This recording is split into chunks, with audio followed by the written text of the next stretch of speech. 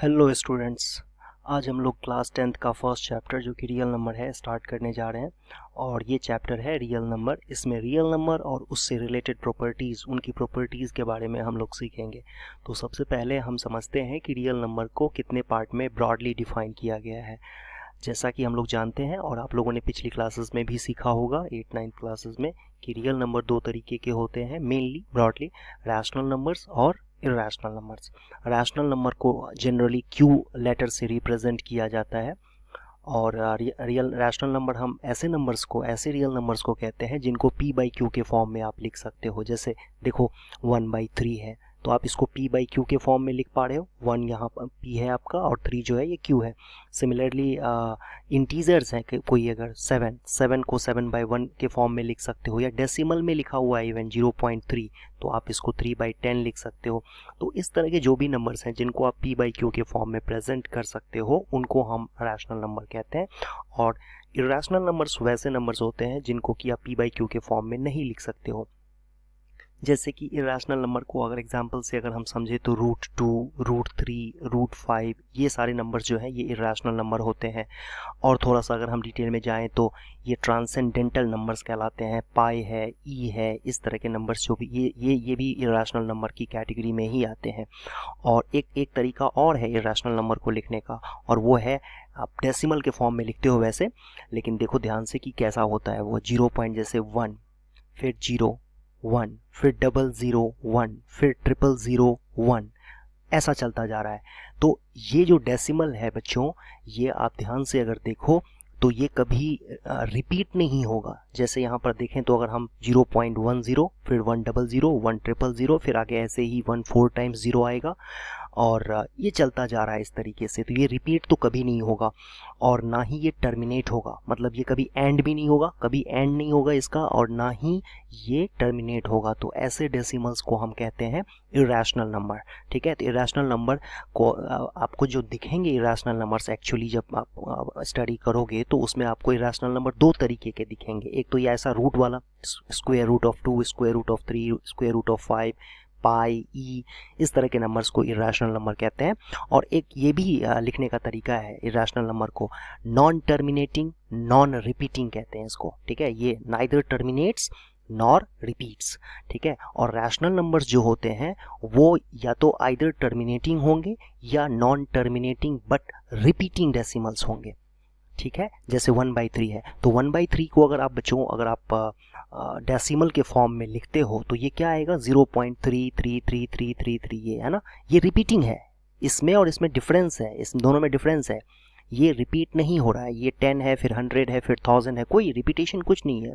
लेकिन इसमें देखें अगर हम तो 0.33333 रिपीट हो रहा है। तो इस तरह के डेसिमल्स को बेटा हम कहते हैं terminating non terminating repeating decimal. ठीक है, और इसको कहते हैं non terminating non repeating decimal. ठीक है, तो एक तो रैशनल नंबर की कैटेगरी में एक डेसिमल या तो इस तरीके का होगा, या दूसरा ऐसा हो सकता है जैसे 3/4 ले लो आप। तो 3/4 लोगे ना तो ये रिपीट वेट नहीं होने वाला है, ये सिंपली 0.75 के बराबर आ जाएगा। और यहाँ पर हम कहते हैं कि ये डेसिमल टर्मिनेट हो चुका है, डिवीजन एंड हो चुका है, एंड ये फाइनल आपको वैल्यू मिलेगी 0.75। तो यही आपका आंसर है। तो इस तरह के डेसिमल को कहते हैं टर्मिनेटिंग। इस तरह के डेसिमल को क्या कहते हैं, टर्मिनेटिंग।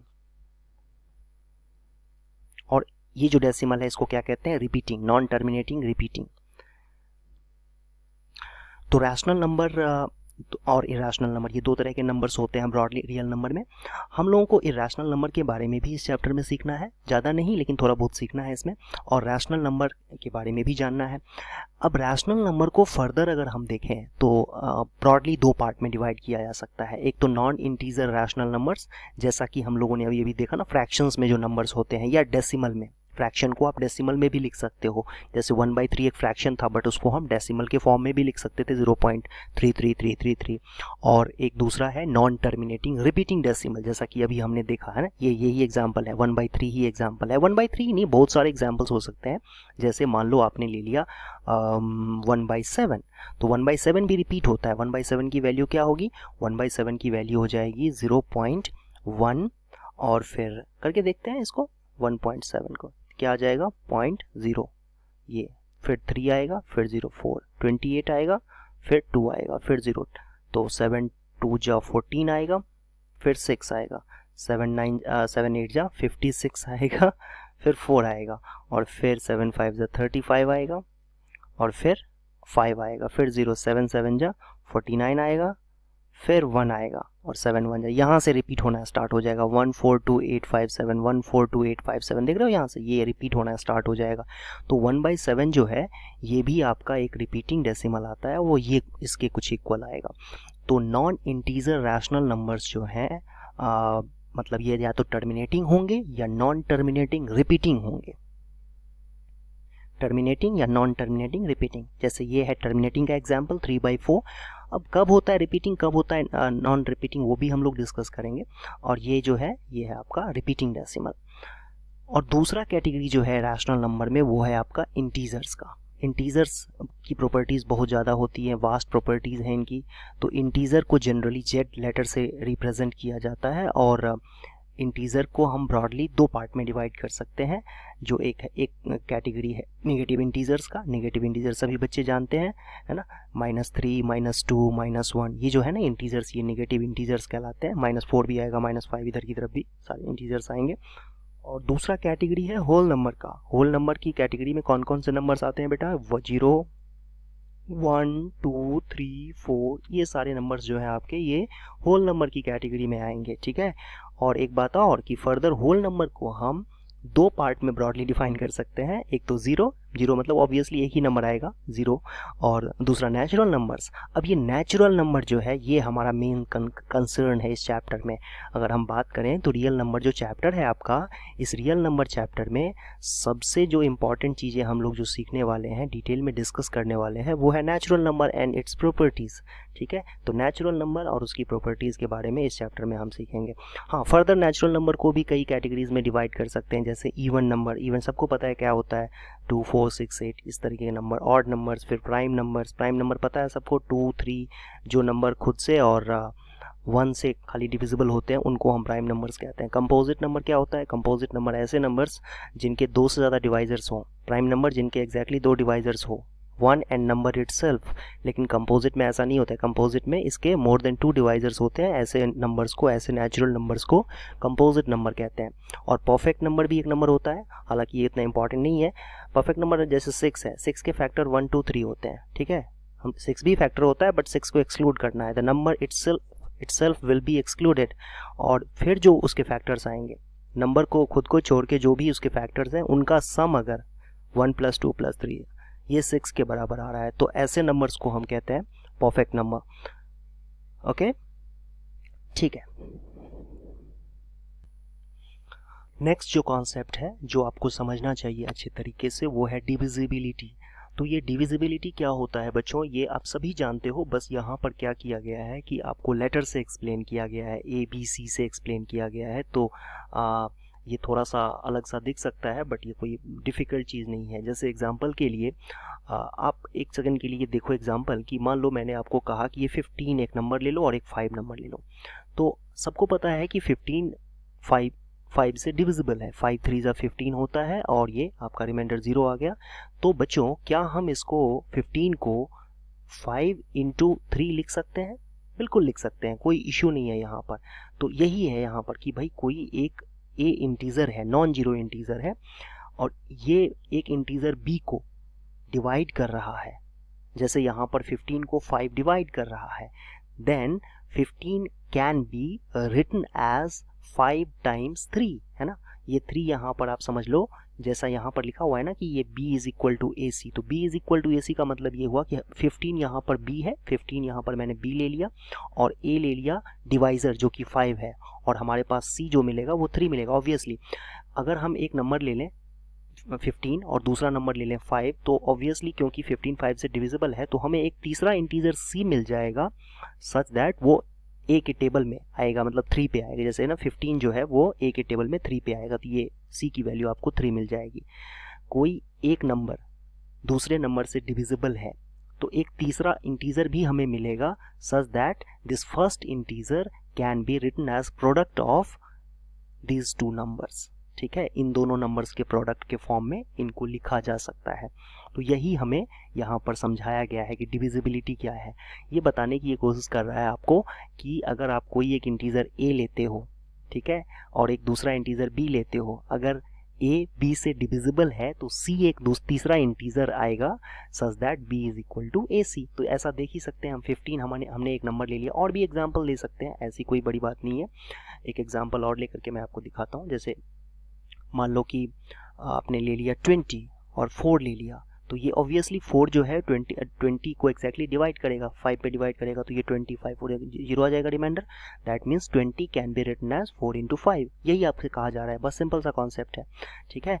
और एक बात और कि जैसे यहाँ पर 4 20 को एग्जैक्टली डिवाइड करता है, एग्जैक्टली डिवाइड करने से हमारा मतलब है कि रिमाइंडर 0 आता है, ठीक है। 4 20 को एग्जैक्टली डिवाइड करता है और इससे हम ये समझते हैं कि रिमाइंडर 0 आता है। एग्जैक्टली डिवाइड करने का मतलब होता है रिमाइंडर 0 आना। तो इसी बात को ना 20 इज डिविजिबल बाय 4 या 4 डिवाइड्स 20, 20 इज डिविजिबल बाय 4, या इसी बात को हम ऐसे भी लिख सकते हैं 4 डिवाइड्स 20, 4 डिवाइड्स 20। ये बात, दोनों बातें स्टेटमेंट एक्चुअली देखा जाए तो सेम ही है, लेकिन इस स्टेटमेंट को 4 डिवाइड्स 20 को आप ऐसे भी लिख सकते हो 4 डिवाइड्स 20। देखो ये डिवाइड्स का सिंबल होता है, साइन होता है, 4 डिवाइड्स 20। ऐसे ही पता है आपको कि 5 जो है वो भी 20 को डिवाइड करता है, तो 5 डिवाइड्स 20, ठीक है। 5 डिवाइड्स 20 जो मैं बोल रहा हूँ ना, उसको सिम्बॉलिकली मैथमेटिकली ऐसे लिखा जा सकता है 5 डिवाइड्स 20। सिमिलरली 3 जो है वो 15 को डिवाइड करता है, तो 3 डिवाइड्स 15, ठीक है।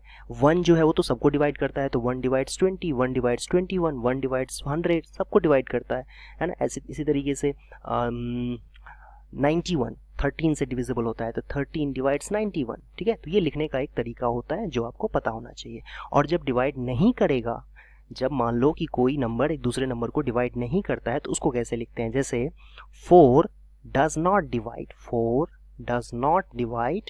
17 को डिवाइड करता है 4? नहीं करता है। That means 4 does not divide 17। ये जो डिवाइड 17 होता था, जैसे 4 डिवाइड 16 है, ठीक है, लेकिन 4 तो 17 को डिवाइड नहीं करता है, ठीक है, तो क्या करेंगे? कट लगा देंगे, क्रॉस लगा देंगे, 4 does not divide। जैसा कि यहाँ पर आपको समझाया गया है कि अगर a b को डिवाइड एग्जैक्टली नहीं करता है, मतलब रिमाइंडर 0 नहीं आता है, तो आप उसको सिंबॉलिकली बेटा ऐसे रिप्रेजेंट कर सकते हो, ठीक है।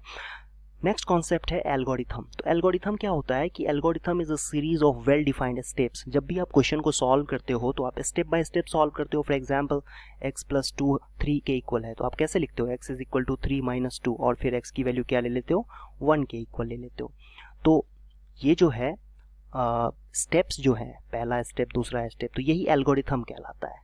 और लेमा जो है ये एक प्रूवन स्टेटमेंट होता है। जैसा आप लोगों ने 9th क्लास में यूक्लिड्स एक्सियम पढ़ा होगा, लेमा पढ़ा होगा, तो वहाँ पर आपने देखा होगा लेमा जो है एक प्रूवन स्टेटमेंट होता है, जिसको कि जो कि दूसरे स्टेटमेंट्स, मैथमेटिकल स्टेटमेंट्स को प्रूव करने के लिए यूज किया जाता है। A lemma is a proven statement use for proving other statement, mathematical statements, ठीक है।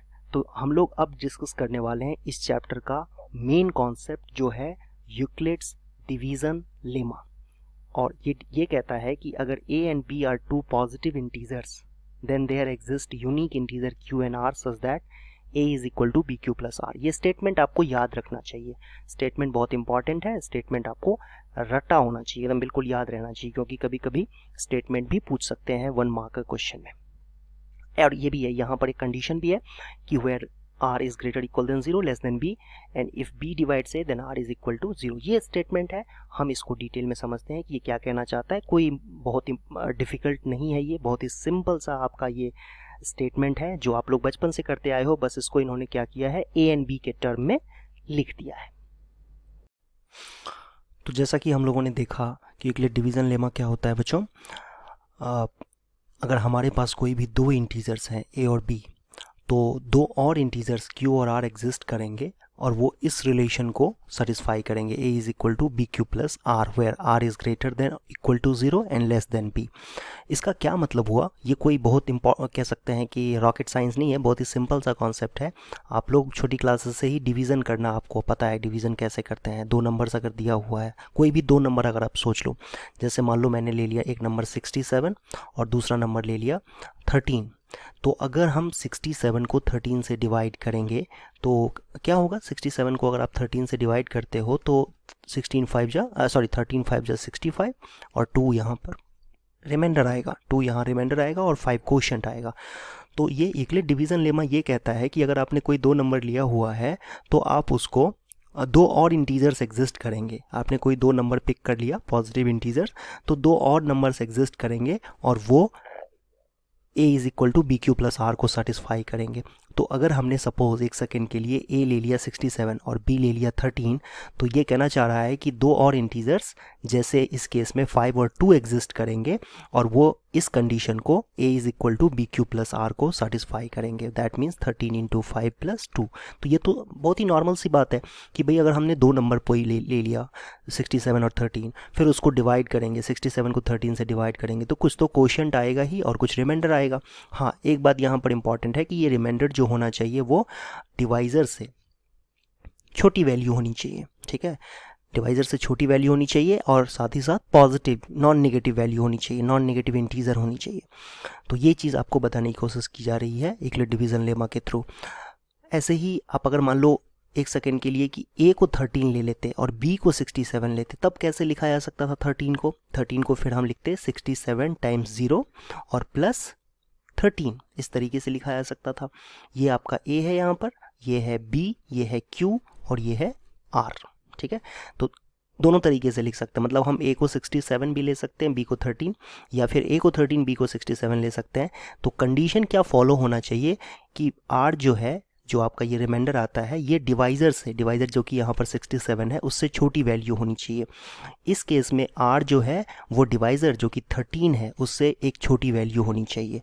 तो ये एक इम्पॉर्टेंट फैक्ट है जो आपको ध्यान रखना है। तो ये जो स्टेटमेंट लिखा हुआ है, हेवी सा स्टेटमेंट है कि a is equal to b q plus r where r is greater than equal to 0 less than b, ये कोई यूनिक सी बात नहीं है वैसे देखा जाए तो। ये हम लोग बचपन से करते आए हैं। डिवीज़न जिसको भी पता है वो जानता है कि एक नंबर को दूसरे नंबर से डिवाइड करेंगे तो दो और इंटीजर्स q और r, मतलब कोशेंट और रिमाइंडर तो आएगा ही, और वो कोशेंट और रिमाइंडर इस तरीके से होंगे कि रिमाइंडर की value is always greater equal than 0 and less than divisor. That means इस केस में 13 से छोटी वैल्यू है, ऑब्वियसली है, दिख रहा है साफ साफ कि 13 से छोटी वैल्यू है, और इस केस में जो रिमाइंडर है वो 13 है, तो हम कह सकते हैं कि ये डिवाइज़र जो कि 67 है उससे छोटी वैल्यू है, तो कोई ऑब्जेक्शन इसमें नहीं है। नेक्स्ट जो कॉन्सेप्ट है वो ये है, या इनफैक्ट कहें कि जो इसकी यूटिलिटी है यूक्लिड डिवीज़न लेमा या डिवीज़न एल्गोरिथम, कभी कभी ना यूक्लिड डिवीज़न लेमा और डिवीज़न एल्गोरिथम सिनोनिम्स की तरह यूज़ किए जाते हैं। हालांकि दो अलग अलग चीज़ें हैं, बट इसको कभी कभी हम लोग सिनोनिम्स की तरह यूज़ कर लेते हैं। तो यूक्लिड डिवीज़न लेमा या डिवीज़न एल्गोरिथम ये दो नंबर्स या उससे ज़्यादा नंबर्स का, नेचुरल नंबर्स का HCF फाइंड करने के लिए यूज़ किया जाता है। जैसे यहाँ पर देखो भी स्टेटमेंट लिखा है, Euclid division algorithm is a technique to compute highest common factor of two given positive integers, है ना।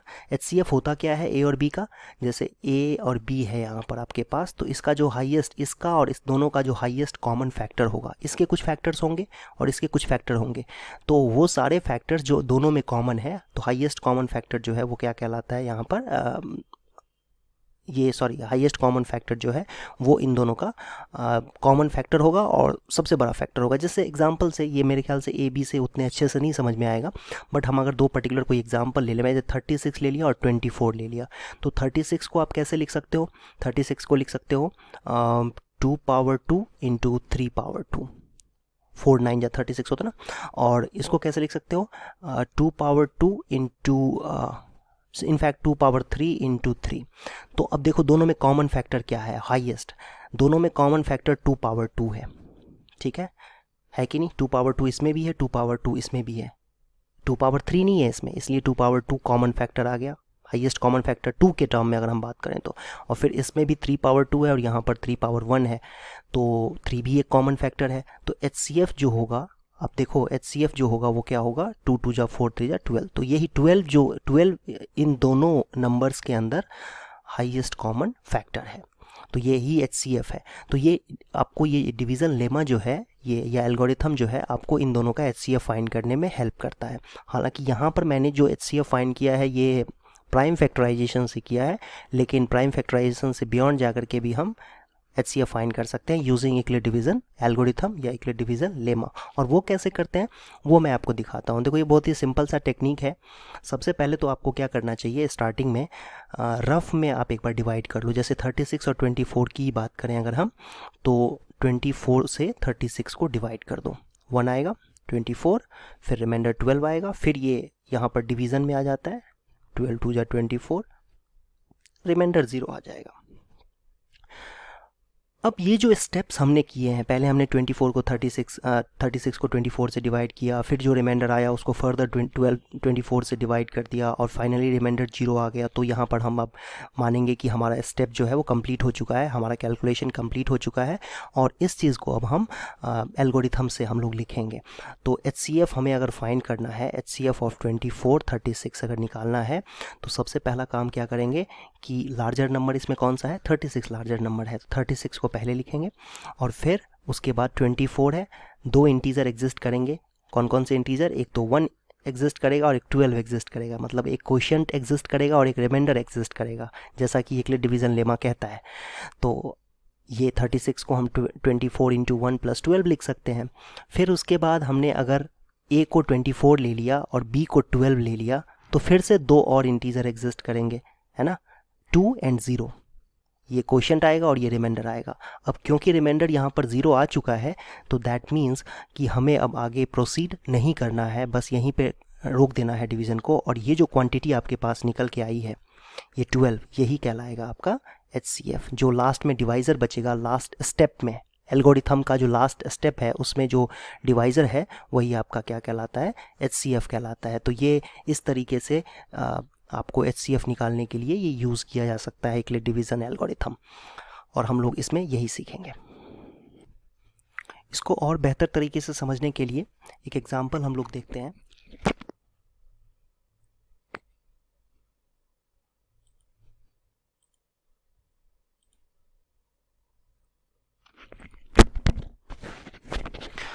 हमें इसमें HCF फाइंड करना है, HCF फाइंड करना है। दो नंबर्स हमारे पास दिए हुए हैं, use Euclid division algorithm find the HCF। तो बहुत ही सिंपल सा क्वेश्चन है, जैसा हम लोगों ने अभी किया था उसी को यूज़ करते हुए उसी तरीके से हम लोग इसको भी सॉल्व करेंगे। दो नंबर्स हैं 4052 एंड 12576, इन दो नंबर्स का HCF फाइंड करना है। तो सबसे पहला स्टेप इसमें ये होगा कि हमें आइडेंटिफाई करना है कि 12576 और 4052 में बड़ा कौन सा है, ग्रेटर कौन सा नंबर है। ऑब्वियसली 12576 बड़ा नंबर है, तो 12576 को क्या करेंगे, 4052 इंटू, अब आपको ना रफ में यहाँ पर डिवाइड करके देखना पड़ेगा कि क्वोशिएंट क्या आएगा और रिमाइंडर क्या आएगा। तो एक काम करते हैं, इसको रफ में हम लोग डिवाइड भी करते हैं। राइट हैंड साइड में प्लेसेस जगह कम है तो इसलिए मैं लेफ्ट हैंड साइड में लेफ्ट डिवाइड कर रहा हूँ। आप देखो 4052 3 पे ऑब्वियसली जाएगा जैसा दिख रहा है, तो ये आ जाएगा 3 2 जा 6, 5 3 जा 15, 1 कैरी, 3 0 1 और 3 4 12, ये आ गया आपके पास। तो 6 6 0, 7 में से 5 माइनस 2, ये आ जाएगा 4। और फिर एक बार और डिवाइड होगा, 4052 को डिवाइड किया जाएगा 420 से, और फिर इसमें आएगा आपके पास 9 पे जाएगा आई थिंक, 4 0, 9 2 जा 18, 1 9 4 जा 36 और 36 1 37, तो ये आ जाएगा 2, और 15 में से 8 माइनस करेंगे 7 और 9 में से 7 माइनस करेंगे तो 2, तो ये फाइनली 272 आया। फिर 420 से इसको डिवाइड किया जाएगा तो ये 272 आएगा, फिर 8 रिमाइंडर और ये आ जाएगा 55, और फाइनली ये 1 आएगा, और फिर 272 है तो ये 5 1 पे जाएगा, 158 4, और ये आएगा आपके पास 6 1 और 114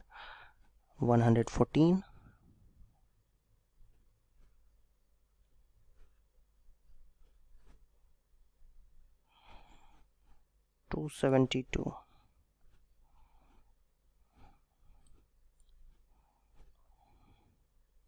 148, यहाँ पर मिस्टेक हो गई है कि यहाँ पर ये 148 आएगा, 148 आएगा तो फिर ये आ जाएगा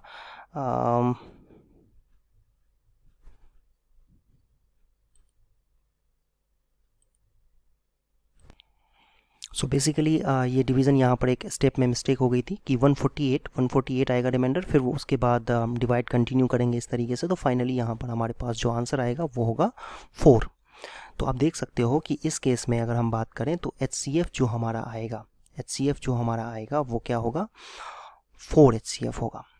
ठीक है, तो अब इसी चीज़ को, ये जो स्टेप्स लिखे हुए हैं इसको हम अगर कंटिन्यू करते जाएं तो 12,576 को हम 4,052 इंटू 3 प्लस 420 लिख सकते हैं। फिर 4,052 हमारा नेक्स्ट स्टेप में डिविडेंड हो जाएगा और 420 डिवाइज़र होगा, लेकिन ये 9 पे जाएगा, दो इंटीजर और एग्जिस्ट करेंगे, 9 और एक तो रिमाइंडर 272।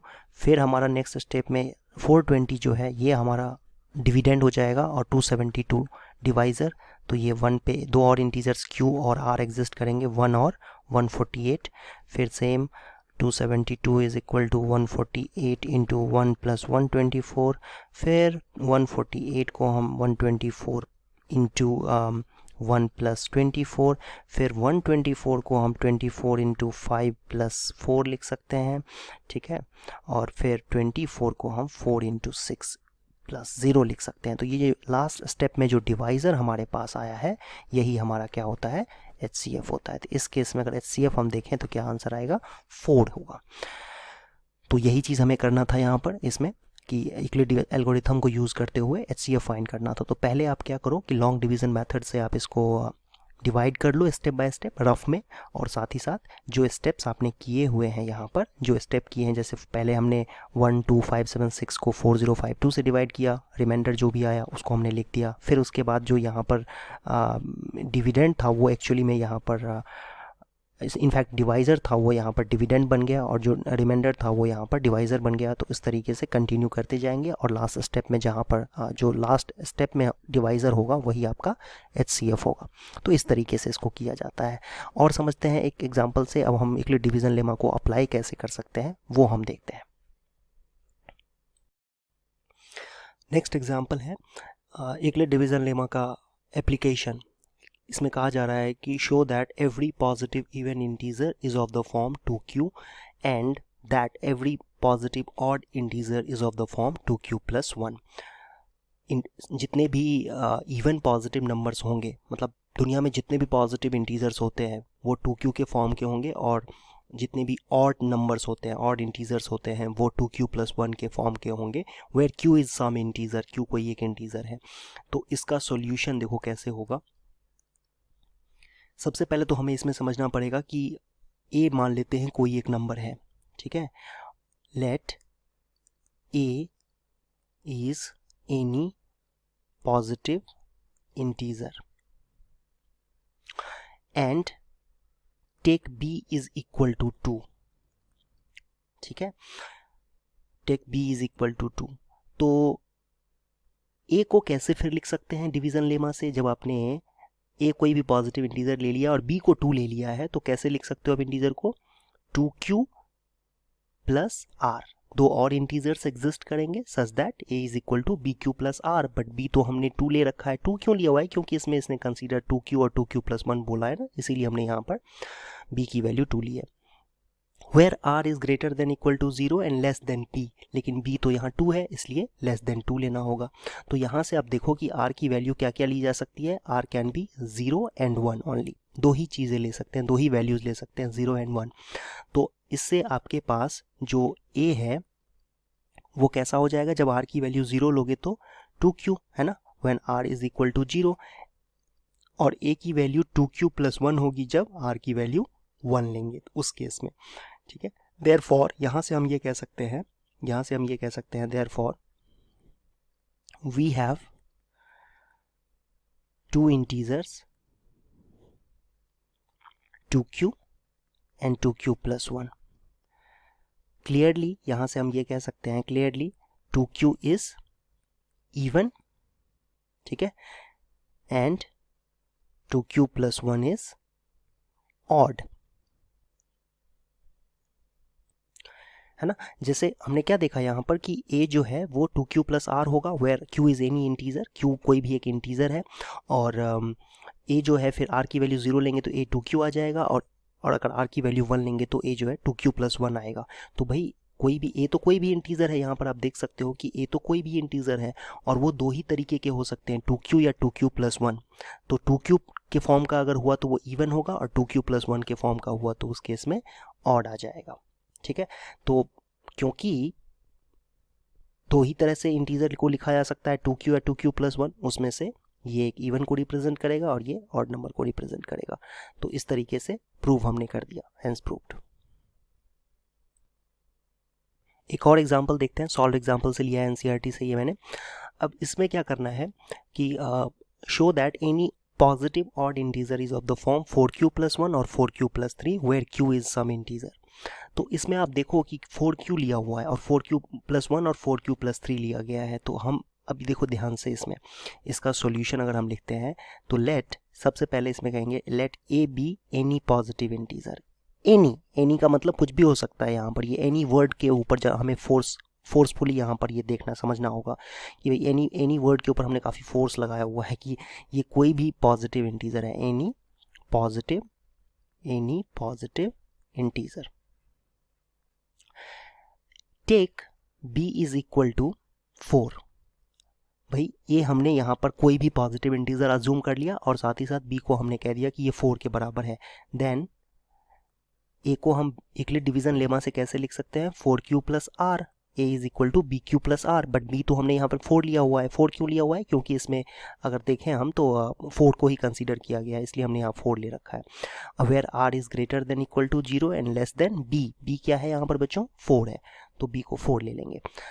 अब r की वैल्यू 0 या उससे ज़्यादा या 4 से कम होगी, तो नेचुरल सी बात है कि a जो है ना, क्या क्या हो सकता है, 4q होगा जब r की वैल्यू 0 लेंगे, 4q प्लस 1 हो जाएगा जब r की वैल्यू आप 1 लोगे, 4q प्लस 2 हो जाएगा जब r की वैल्यू 2 लोगे, और 4q प्लस 3 होगा जब r की वैल्यू 3 ले लोगे इस केस में। सो नाउ यहाँ के बाद यहाँ पे स्टेटमेंट मैं आगे यहाँ से कर रहा हूँ। So we have any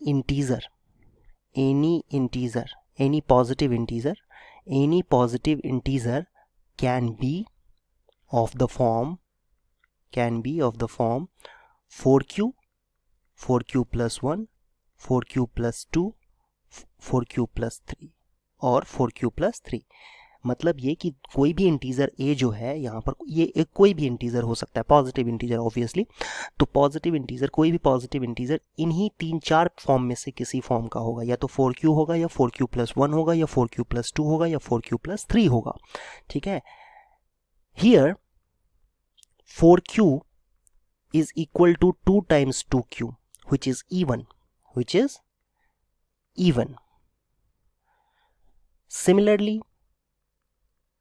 Similarly 4q plus 2 में से भी दो कॉमन फैक्टर को हम निकाल सकते हैं, तो ये भी क्या हो जाएगा, is also even, क्योंकि किसी भी इंटीजर का अगर 2 उसका फैक्टर है तो हम उसको क्या कहते हैं, वो एक इवन नंबर है। ठीक है, यहाँ पर एक चीज़ लिखना, यहाँ पर मैं स्किप कर गया कि q जो है ना, q is any integer, q is some integer, कोई इंटीजर है। तो हमने क्या देखा यहाँ पर कि 2 कॉमन फैक्टर आ रहा है, दैट मीन्स ये दोनों ही नंबर्स 4q और 4q प्लस 2 ये दोनों ही दोनों क्या हो जाएंगे, इवन इंटीजर हो जाएंगे। तो इंटीजर तो 4 ही तरीके के हो सकते हैं। क्यों भाई 4 तरीके के हो सकते हैं, क्योंकि हमने कोई भी पॉजिटिव इंटीजर ले लिया है, ये कोई भी पॉजिटिव इंटीजर है, कोई से मतलब है जितने भी पॉजिटिव इंटीजर तुम सोच सकते हो सोच लो, और उसमें b की वैल्यू 4 रख दो, तो तुम्हारे पास ये 4 फॉर्म के नंबर्स आएंगे। मतलब कोई भी इंटीजर जो है या तो 4q हो सकता है, या 4q प्लस 1, या 4q प्लस 2, या 4q प्लस 3। ठीक है, इनमें से दो फॉर्म, ये 4q और 4q प्लस 2 जो है, इनमें 2 कॉमन फैक्टर है, इसीलिए इसको हम कह सकते हैं कि ये एक इवन नंबर है। 2 इंटू कुछ भी, 2 इंटू 2q ऑब्वियसली एक इंटीजर होगा, तो 2 इंटू 2q एक इवन नंबर होगा। 2 into 2q plus 1, 2q plus 1 भी एक इंटीजर होगा, तो 2 times 2q plus 1 is again even number. ठीक है, और फाइनली हम कह सकते हैं hence any odd integer can B of the form, जो बचे हुए नंबर्स हैं, मतलब 4q + 1, 4q + 3, है ना, ये any integer can B 4q + 1 और 4q + 3, हैंस प्रूफ्ड। ठीक है, यही हमें इसमें करना था। तो ये समझना बहुत ज़रूरी है कि ए हमने कोई भी पॉजिटिव इंटीजर लिया हुआ, एनी पॉजिटिव इंटीजर, ठीक है, चाहे वो आप 10,000 ले लो, चाहे आप 50 लाख ले लो, चाहे आप 1072 ले लो, कुछ भी कोई इंटीजर है। अगर आपने इसमें बी की जगह 4 रखा तो ए को फिर आप 4q + r लिख सकते हो और r की 4 पॉसिबल वैल्यूज़ ले सकते हैं डिवीज़न लेमा के अकॉर्डिंग। और फिर हमारे पास जो ए आएगा वो 4q या 4q + 1, 4q + 2 या 4। इनफैक्ट आप इसको चेक भी कर सकते हो, जैसे कोई भी इंटीजर आप सोचो अगर आपके दिमाग में आ रहा है तो वो इन्हीं 4 में से किसी एक फॉर्म का होगा, और एक ही फॉर्म का होगा, ऐसा नहीं है कि चारों फॉर्म का हो जाएगा, एक ही फॉर्म का होगा। फॉर एग्जाम्पल, अगर मान लो मेरे मन में आया कि 251 को लिखना है मुझे, तो 251 को मैं कैसे लिखूंगा पता है, 4 × समथिंग प्लस कितना आएगा, 4 × 6 = 24 और 4 × 2 = 8, नहीं 4 × 3 = 18 और +3 ये आएगा, है ना। 4 × 6 = 24, 1, 4 × 6 = 24, 1 नहीं सही था, ये 22 ही होगा, सॉरी 62 ही होगा, और +3। तो आप देखो कैसे लिख सकते हो, 251 को आप कैसे लिख सकते हो, 4 × 62 + 3, यही आपका Q है। ठीक है, इस केस में देखें तो यही Q है, तो किस फॉर्म का आया, इस फॉर्म का आ गया, 4Q + 3 का, है ना। इस फॉर्म का या इस फॉर्म का, इस फॉर्म का नहीं आया, इस फॉर्म का आ गया। सिमिलरली कुछ और नंबर अगर आप सोचोगे, फॉर एग्जांपल 252 अगर आप सोचते हो तो 252 अगर सोचते हो आप, तो इसको 4 × 63 लिख सकते हैं +0, है ना, या इसको हम कह सकते हैं 4Q के फॉर्म का हो गया, इस फॉर्म का हो जाएगा। तो इस तरीके से आप दुनिया में जितने भी इंटीजर्स होते हैं उनको आप इन्हीं 4 में से किसी एक फॉर्म में रिप्रेजेंट करके लिख सकते हो। तो ये बात यहाँ पर समझना ज़्यादा इम्पॉर्टेंट था। आप एक्सरसाइज 1.1 देखते हैं एनसीईआरटी का। इसमें आपसे कहा जा रहा है कि पहला क्वेश्चन, यूक्लिड डिवीज़न एल्गोरिथम को यूज़ करते हुए HCF फाइंड करना है। 3 क्वेश्चंस हैं, तो सबसे पहला पार्ट देखते हैं, सॉल्यूशन ऑफ फर्स्ट पार्ट। तो 135 और 225 का HCF निकालना है एल्गोरिथम से। एल्गोरिथम का मतलब होता है स्टेप बाय स्टेप करके सॉल्व करके। तो सबसे पहले आपको क्या करना चाहिए, रफ में ना पहले डिवाइड करके आप देख लो, क्योंकि ऐसे कैलकुलेशन में मिस्टेक होने के चांसेस रहते हैं। तो आप सबसे पहले डिवाइड कर लो एक बार। तो ये 135 से 135 बन जा 0, 12 में से 3 माइनस करेंगे 9 आएगा, 1 में से 1 माइनस 0 आ जाएगा। फिर 135 तो 90, 45 और फिर 90, 2 जा 90, रिमाइंडर 0 आ गया, तो यहाँ पर स्टॉप कर देंगे। अब ये जो प्रोसेस हमने किया है, इस प्रोसेस को हमें एल्गोरिथम से दिखाना है। तो देखो सबसे पहले इसमें देखेंगे कि लार्जर नंबर कौन सा है, लार्जर है 225। तो 225 को बेटा इसमें क्या करना चाहिए, 135 × 1, हमारे पास 2 इंटीजर्स हैं a and b, then there will exist 2 more integers q and r such that r is greater equal than 0 less than b। मतलब 225 हमारा यहाँ a है, ये हमारा b है, तो 2 और इंटीजर्स q और r एग्जिस्ट करेंगे। तो ये रहा q और ये रहा r, ये है ना रिमाइंडर। यही है यूक्लिड डिवीजन एल्गोरिथम। ठीक है, अब इसी स्टेप को फॉलो करेंगे नेक्स्ट। अब ये नेक्स्ट स्टेप में क्या होगा, नेक्स्ट स्टेप में ये 135 हमारा हो जाएगा a और आपका ये जो 90 है ये हो जाएगा b। ठीक है, तो 135 हो जाएगा a और 90 हो जाएगा b। तो 2 और इंटीजर्स q और r एग्जिस्ट करेंगे, ये 1 और 45। तो ये स्टेप आएगा। थर्ड स्टेप, एल्गोरिथम का थर्ड स्टेप ये है कि अब ये बन जाएगा a और ये बन जाएगा b। तो 90 = 45 × 2 + 0, और जब 0 आ जाता है तो हम समझेंगे कि वर्क इज डन। तो ये लास्ट जो डिवाइजर होता है यही आपका HCF होता है। तो हम यहाँ से कह सकते हैं कि HCF = 45। यही करना था आपको इसमें। सिमिलरली इसका सेकेंड पार्ट अगर हम देखें, सेकेंड पार्ट में हमारे पास 2 इंटीजर्स जो दिए हुए हैं वो 196 और 38220 दिया हुआ है। तो इसमें हम कह सकते हैं कि ये a जो है 38220 और b की वैल्यू हम 196 लेते हैं। तो सबसे पहला काम ये करेंगे कि रफ में पहले डिवाइड करके देख लेते हैं ताकि कैलकुलेशन आगे करने में आसानी हो। 196 1 जा ये 6 आ जाएगा आपके पास, और ये 17 है तो ये 8, और फिर ये 2 में से 1 माइनस करेंगे 1 आ जाएगा, और ये 2। अब ये 196 और 1862 है, ये कितने पे जाएगा, 196 और ये जाएगा आपका, ये जाएगा 9 पे, है ना। 9 से 196 9 जो होता है 1764, और फिर 12 में से 4 माइनस करेंगे तो 8 आएगा, और ये 9 और ये 0 0, और फिर ये फाइनली जो स्टेप आएगा वो होगा 0, ये कैरी करेंगे यहाँ पर, और 196 5 जा होता है 980, तो ये फाइनली आपके पास रिमाइंडर 0 आ गया। डिवीज़न को स्टॉप कर देना है। देखने से लग रहा था थोड़ा लेंदी जाएगा ये डिवीज़न, बट ऐसा नहीं है, यहाँ पर बहुत आसान तरीके से ये आ गया। और डिवीज़न एल्गोरिथम से हम कैसे लिख सकते हैं बच्चों, 38220 को आप 196 इंटू सीधा सीधा 195 लिख सकते हो, ठीक है। तो यहाँ से हम कह सकते हैं कि जो HCF है हमारा वो क्या होगा 196, क्योंकि रिमाइंडर तो 0 आ चुका है, पहले ही स्टेप में रिमाइंडर 0 आ चुका है, ठीक है।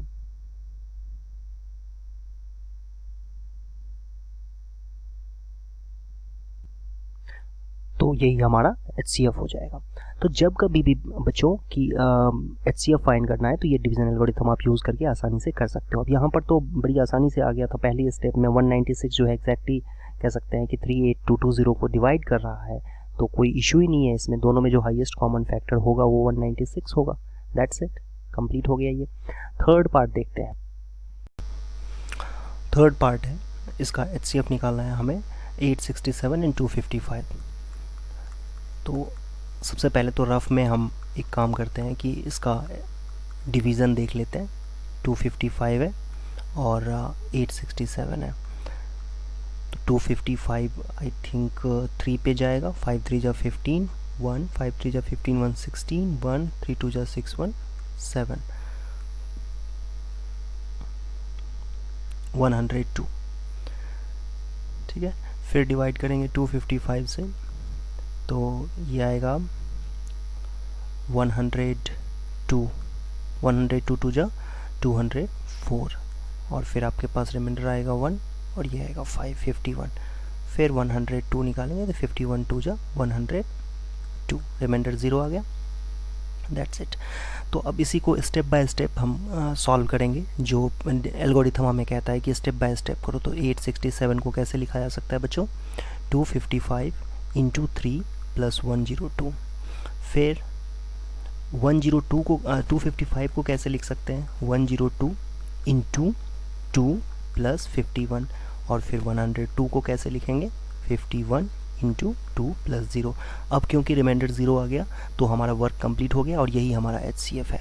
यही आपका क्या होगा, HCF is equal to 51। That's it, ये कंप्लीट हो गया, थर्ड पार्ट कंप्लीट हो गया। नेक्स्ट सेकेंड क्वेश्चन पे आगे बढ़ते हैं। सेकेंड क्वेश्चन कह रहा है आपसे, show that any positive odd integer is of the form 6q plus 1 और 6q प्लस 3 और 6q प्लस 5। तो सेकेंड पार्ट का देखते हैं सॉल्यूशन किस तरीके से होगा। टेक से पहले हम लोग ऐसा करते हैं, let a be any positive integer, let a be any positive integer, कोई भी पॉजिटिव इंटीजर है a कोई भी पॉजिटिव इंटीजर है, और फिर take b is equal to 6, take b is equal to 6, then a कैसा होगा 6q प्लस r, है ना, where q is some integer, q is some integer, q is some integer, and r greater than equal to 0 less than b। b मतलब 6 in fact इस case में, क्योंकि हमने b को 6 ले लिया है। 10 जो ये a है, a can be of the form, a can be of the form 6q, जब r की वैल्यू 0 लेंगे तो 6q हो जाएगा, और 6q प्लस 1 और 6q प्लस 2 और 6q प्लस 3 और 6q प्लस 4 और 6q प्लस 5 और 6q प्लस 5। तो इस तरीके से आप लिख सकते हो किसी भी इंटीजर a को। a कोई भी इंटीजर है तो उसको हम इन्हीं 6 फॉर्म में से किसी एक फॉर्म में लिख सकते हैं। नाउ बात करते हैं पहले 6q की। तो 6q को कैसे लिखा जा सकता है, 3 times 2q, sorry 2 times 3q। इसको कैसे लिख सकते हैं, 2 टाइम्स 3q। तो 2 टाइम्स 3q अगर हमने लिख दिया बच्चों, और q कोई इंटीजर है, तो 2 टाइम्स एनी इंटीजर, ये 3q भी इंटीजर ही होगा ऑब्वियसली, अगर q कोई इंटीजर है तो उसको 3 से मल्टीप्लाई करेंगे तो इंटीजर ही आएगा, और फिर 2 टाइम्स 3q जो है ये एक इवन नंबर होगा, is even. Similarly 6q plus 2 की अगर बात करें तो ये भी 2 टाइम्स 3q प्लस 1 है, जो कि अगेन इवन नंबर है। एंड 6q प्लस 4 की जो बात करेंगे तो सेम लॉजिक से यहाँ भी 3q प्लस 2 आ जाएगा, और ये भी इवन नंबर ही है। क्यों? क्योंकि 2 इसका फैक्टर है, तो obviously 2 times any integer, 3q plus 1 कोई इंटीजर होगा बिकॉज q कोई इंटीजर है, और 3q प्लस 2 भी एक इंटीजर होगा, और उसको 2 से मल्टीप्लाई करेंगे तो it will be even number. So 6q plus 4, 6q plus 2 and 6q, this 3 forms represent even numbers. ठीक है, तो बचे हुए जो पार्ट हैं like 6q plus 1, 6q plus 3 and 6q plus 5, वो क्या होंगे? ऑड इंटीजर्स होंगे। हेंस यहाँ से फाइनल स्टेटमेंट लिखेंगे हम, hence any positive odd integer, any positive odd integer can B of the form 6q plus 1, 6q plus 3 और 6q plus 5, hence proved। यही करना था हमें इसमें, that's it।